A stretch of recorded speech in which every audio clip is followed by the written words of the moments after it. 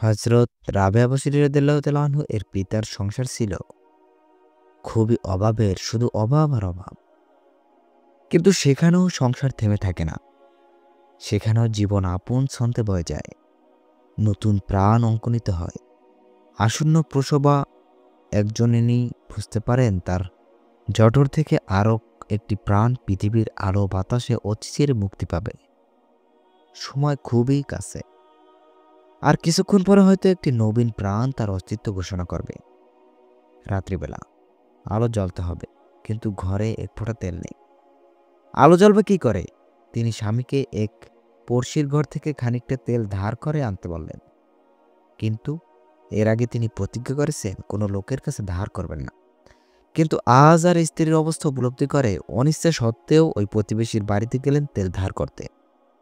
স্ত্রীর জন্য তিনি প্রতিজ্ঞা ভাঙলেন, কিন্তু কাজ হলো না। ধার দেওয়া তো দূরের কথা, প্রতিবেশী বাড়ির দরজা পর্যন্ত খুলল না। নিরাশ হয়ে তিনি ফিরে এলেন। তারপর এক সময় যে দুঃখচুটি পানিতে ভাসছিল তা বুঝে এলো তন্দ্রায়। আর তিনি স্বপ্ন দেখলেন রাসূলুল্লাহ সাল্লাল্লাহু আলাইহি সাল্লাম এসে তাকে সান্ত্বনা দিচ্ছেন, কেঁদো না, দুঃখ করো না। আল্লাহর ইচ্ছায় তুমি এক অসাধারণ কন্যার পিতা হতে চলেছ। ভবিষ্যতে সে এক অন্যতম মহিষী নারী হবে, জান্নাতের অগ্রবর্তিনীদের অন্যতম হবে। তার সুপারিশে আমার ৭০,০০০ পাপী উম্মত মুক্তি পাবে।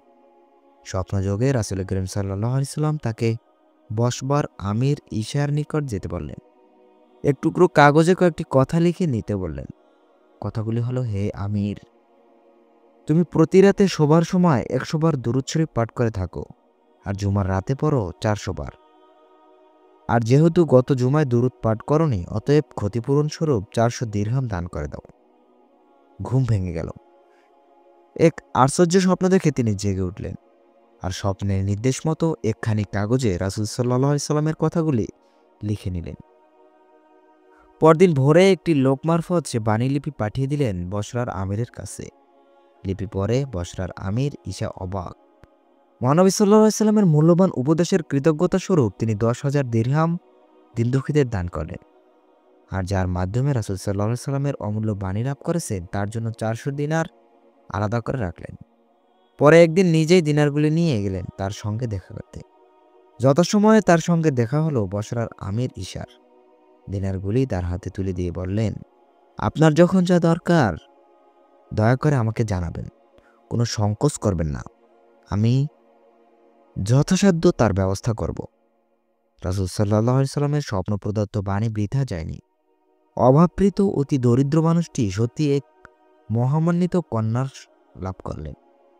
এই কন্যা রমণীকুল শিরোমণি মহাতাপস্বী হযরত রাবেয়া বসরি রাদিয়াল্লাহু তাআলা এক দরিদ্র জীর্ণ পরিবারে নিষ্ঠুরদ্বীপ কুঠির আলোর ফুট হয়ে ফুটলেন। তার আলোক প্রভায় সুবাসে শুধু সে কুটিরই নয়, তমসাচ্ছন্ন পৃথিবীর যাবতীয় অন্ধকার দূর হয়ে গেল।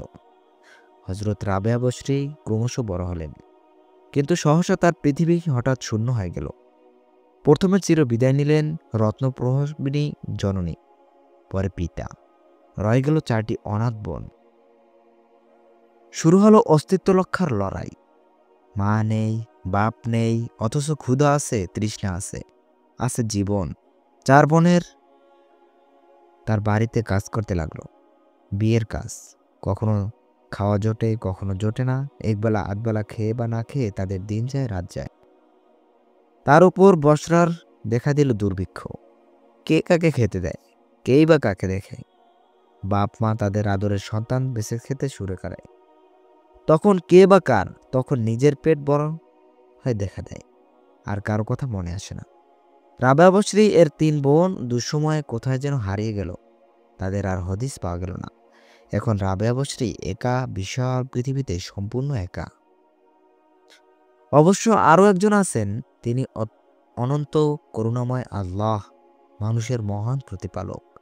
মানুষের জীবনে তিনি জেগে আছেন সর্বক্ষণ। নিঃসঙ্গ অবস্থায় কান্নাকাটি করে কিছুদিন কাটল হযরত রাবেয়া বসরির। এরপরে একদিন অনাথিনী থেকে বাড়ি থেকে তুলে নিয়ে গেল এক পাষাণ হৃদয়, আর তাকে বিক্রি করে দিল ততোধিক কঠোর হৃদয় এক গেরস্থের কাছে। রাবেয়া বসরির এখন কৃতদাস। মনিবের বাড়িতে দিন রাত কাজ করেন।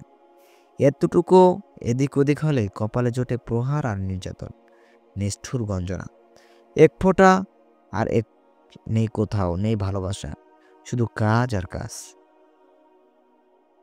পীড়ন আর যন্ত্রণা। কিন্তু শহর একটা সীমা আছে, আর পারেন না। রাবেয়া বসরি একদিন মনিবের বাড়ি থেকে পালিয়ে গেলেন গোপনে। মুক্তি, অবাধ মুক্তি। মুক্তির নেশায় তিনি দৌড়তে শুরু করলেন, আর দৌড়তে গিয়ে আচমকা মুখ থুবড়ে পড়লেন মাটিতে, আর একখানা হাত সম্পূর্ণরূপে ভেঙে গেল। আল্লাহ তাকে কোনো পরীক্ষার মধ্যে দিয়ে নিয়ে গেলেন, হয়তো তখন তিনি তা বুঝছেন না। হাতের যন্ত্রণায় অস্থির হয়ে তিনি হাত ওঠালেন মহান প্রতিপালকের দরবারে।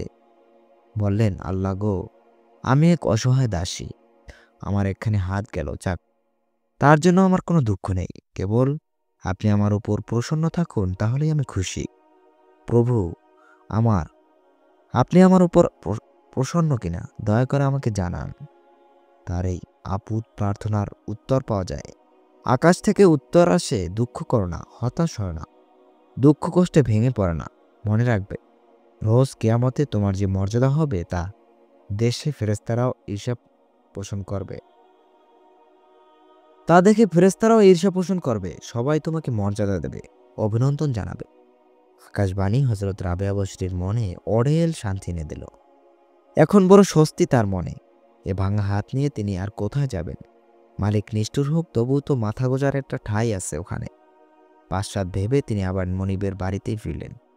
এবার নিজের জন্য তিনি একটা নিয়ম করে নিলেন, দিনে কাজ, রাতে উপাসনা। আগে রাতের বেলায় কিছু সময় বিশ্রাম নিতেন, এখন থেকে পুরো রাত বরাদ্দ হয়ে গেল মহান আল্লাহর ইবাদত বন্দেগীর জন্য।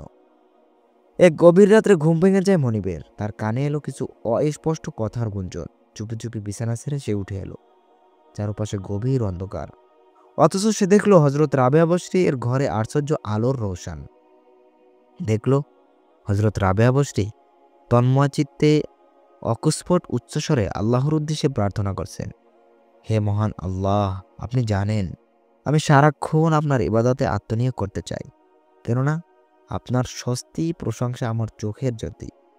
আমার যদি সুযোগ ও শক্তি থাকতো, তাহলে আপনার ইবাদত ছাড়া এক মুহূর্ত অন্য কাজে নষ্ট করতাম না। কিন্তু আমি কি করব প্রভু? আমি পরাধীন না। ইচ্ছা থাকলেও আমি আপনার ইবাদতে সব সময় উপস্থিত হতে পারি না। আপনার উপাসনায় আমার অনেক দেরি হয়ে যায়। দাসীরে আকুল প্রার্থনা মনিবের নিষ্ঠুর হৃদয় স্পর্শ করে।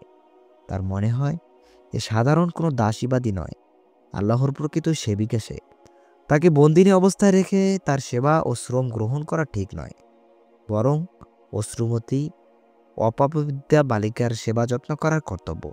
মনে মনে সে স্থির করে দাসীকে সে মুক্তি দেবে। ইচ্ছে হলে সে এখানে থাকতে পারে অথবা অন্য কোথাও যেতে পারে।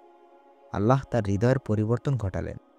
পরদিন ভোরে হযরত রাবেয়া বসরিকে সে তার সিদ্ধান্তের কথা জানিয়ে দিলেন। আল্লাহর প্রতি অসীম কৃতজ্ঞতায় নুয়ে পড়লেন হযরত রাবেয়া বসরি। তিনি এখন এক স্বাধীনতা রমণী, স্বাধীনভাবে আল্লাহর ধ্যানে মগ্ন হলেন। সারা দিন সারা রাত অনন্ত হাজার রাত নফল নামাজ আদায় শুরু করলেন। মাঝে মাঝে যেতে লাগলেন মহাতাপস হযরত হাসান বসরি এর আলোচনা সভায়। হযরত হাসান বসরি ও তার আলোকময় শিষ্যকে খুবই স্নেহের চোখে দেখতে শুরু করলেন। তাপসী হযরত রাবেয়া বসরি ডুবে গেলেন জ্যোতির সমুদ্রে। কেউ কেউ বলেন হযরত রাবেয়া বসরি প্রথম জীবনে ভক্তিগীতি গাইতেন, পরে সব ছেড়ে শুধু ইবাদত মগ্ন হতেন। এ উদ্দেশ্যে তিনি কিছুদিন নির্জন বনভূমিতে বসবাস করেন। পরে এক নিরিবিলি স্থানে এক উপাসনালয় নির্মাণ করেন, সেখানেই ধ্যানরত থাকতেন। অবশ্য শেষ জীবনে তিনি চলে যান পবিত্র মক্কা শরীফে। সেখানেই তার অধ্যাত্ম জীবনের পরিসমাপ্তি ঘটে। এ মহামান্য নেতা মহাতাপসীর আলোকোজ্জ্বল জীবনের বিচিত্র পরিচয় ছড়িয়েছে মানুষের মনোলোকে।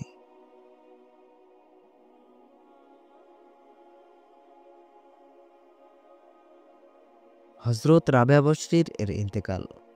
অবশেষে একদিন তার প্রভু ডাক এলো, আসন্ন হয়ে উঠল জগৎ ও জীবন থেকে বিদায় নেবার পালা। তার অন্তিম শয্যার পাশে ছুটে এলেন কত বিশুদ্ধ হৃদয় মানুষ। হযরত রাবেয়া বসরি তাদের বললেন, আপনারা দয়া করে আল্লাহর দূতগণের জন্য জায়গা করে দিন, তারা আসছেন। তারা কথায় সবাই বাইরে চলে গেলেন, আর ঘরের দরজা বন্ধ করা হলো। বাইরে দাঁড়িয়ে তারা শুনতে পেলেন, হে পবিত্র আত্মা, তোমার প্রভুর দিকে সানন্দে প্রত্যাবর্তন করো। কিছুক্ষণের শব্দতা। পরে সবাই যখন তার ঘরে এলেন তখন দেখা গেল হযরত রাবেয়া বসরীর প্রাণহীন দেহ পড়ে আছে। শেষ উপাসনা শেষ করে তিনি যেন চিরনিদ্রায় শায়িত। এক নিষ্প্রদীপ আলোয় রাত্রির অন্ধকারে তিনি এসেছিলেন, আর আজ মানুষের জন্য এক আলোর ভুবন রচনা করে গেলেন তার মহিময় প্রভু ও প্রেমাম সম্পদের কাছে। আল্লাহর বিধিবিধানের এতটুকু ব্যত্যয় ঘটেনি তার জীবনে। আল্লাহর সন্তুষ্টি ও সংস্পর্শ ছাড়া অন্য কোনো ইচ্ছার অনুবর্তী হননি কোনো দিন। মৃত্যুর পর তাকে এক শুভ্র হৃদয় স্বপ্ন দেখেন। তাকে প্রশ্ন করা হয়, কবরে মুনকার নেকির আপনাকে কি প্রশ্ন করলেন আর আপনিই বা তার উত্তর কি দিলেন? তিনি বলেন, তারা জিজ্ঞেস করে, বলুন আপনার প্রভুকে। আমি বলেছিলাম, দয়া করে আপনারা আল্লাহর কাছে ফিরে গিয়ে আমার এই কথাগুলো তাকে বলুন। এ জগতে এত লোক থাকা সত্ত্বেও আপনি এ অবলা দাসীকে ভুলবেন না। আমি তো আপনাকে ছাড়া আর কাউকে বন্ধু বলে জানি না। তা সত্ত্বেও আপনি কিভাবে অন্যকে পাঠিয়ে জিজ্ঞেস করেছেন, বলো তোমার প্রতিপালককে? কত আলোক উজ্জ্বল মানুষ তার পবিত্র কবর জিয়ারত করে গেছেন, আর উজ্জ্বলতর হয়েছে। একদিন তার কবরের পাশে দাঁড়িয়ে হজরত আসলাম ও হজরত নিজাম বসি জিজ্ঞেস করছেন, হে তাপসী রাবেয়া, আপনি তো গর্ব করছেন ইহকাল ও পরকাল থেকে মুক্তিলাভ করেছেন। এখন বলুন আপনি কি অবস্থায় রয়েছেন? উত্তর হলো, আমি ইহকালে যা দেখেছি এবং এখনও যা দেখছি, আপনাদের ভাগ্যও যেন তাই হয়।